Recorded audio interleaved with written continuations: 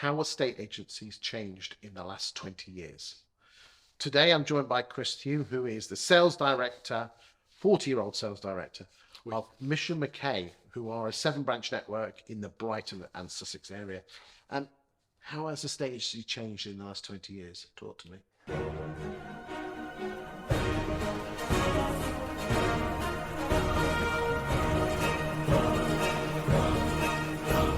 Phenomenally. Gone are the days of running with your camera and sticking the pictures on. I know everyone uses that analogy. Gone are the days of waiting till a Thursday for the newspaper to hit the doormat, and I always used to remember it was hitting the doormat. The phone calls would start coming in. Gone are the days of the newspaper coming in to get your adverts and making sure it was in the press run. But one fundamental change hasn't stopped, and that's people to people, and that will never change. And I think that the need for an estate agent will always exist to ensure that people are achieving the best possible prices through good quality estate agents. Would it be fair to say that the portals have just replaced newspapers? I think they're just a different avenue. It's all about getting the property to the punch, isn't it? Yeah, it's just a different avenue. Has it replaced it? I think press is definitely. I mean, print and press is definitely. I think that's a dying breed now. I mean, how much? Can you remember how much you were paying a page when you were branch manager in 08? Yeah, about £450 a page. A week? Yeah. £450 a week. Yeah. Okay. And there were some agents taking, and you used to go, the agents would just open up the page. You'd open up the pages and open up the paper as an agent, and there would just be page after page after page after page after page of an agent. And my word. But to be fair, they're strong. So that was costing your branch in 06, 07. Yep. 20 grand a year. Yeah. Which in today's money yeah. is about £35,000. So they were just as expensive. Everyone's moaning about Rightmove and Zoopla, but in reality, we've just replaced one rubbing swine with another rubbing. Well, listen, that's got it both against the portals. Yeah. That's it's just what it is, isn't it? I think let's be real about it. Portals are more effective in terms of their speed. I mean, I remember you used to have to wait 24 hours for your property to be uploaded. Yeah. So you used to be going, right, okay, I want to get this loaded, and it wouldn't hit until the following morning. You used to come in the morning and check to see if it was there, and it was there. And now and have a quick look just to see what you've lost with the competitors. Absolutely. Now it's on there. You know, if you press refresh, it can be up on the portals within 10 minutes. Okay, so the portals have replaced newspapers. What's your thoughts about how we deal with information? And the big one here is hot boxes to CRMs. Yeah. Good or a bad thing? I think a mixture of both. I'm very big on making sure that my people still pick up the phone. I think picking up the phone and hotboxing, you're matching your buyer to a property. I think if you know your buyers, you'll know who's going to be buying the property. And a CRM assists.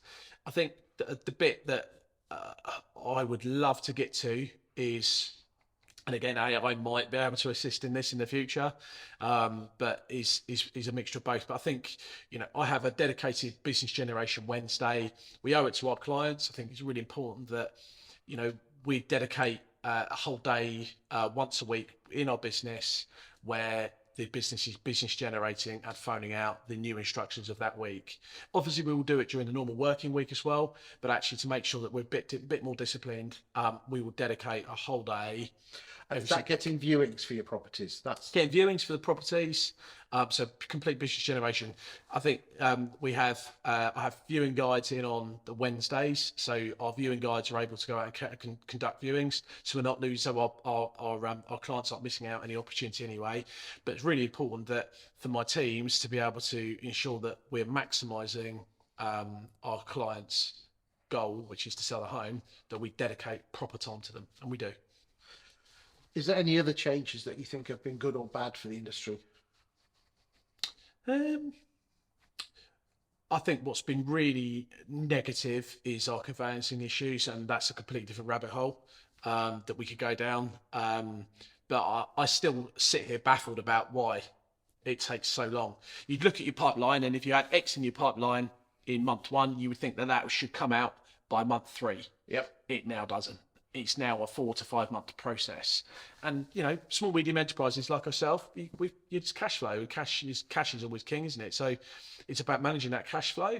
And I'm still baffled to actually understand why we are running at such a poor timeline on conveyancing. Any other thoughts?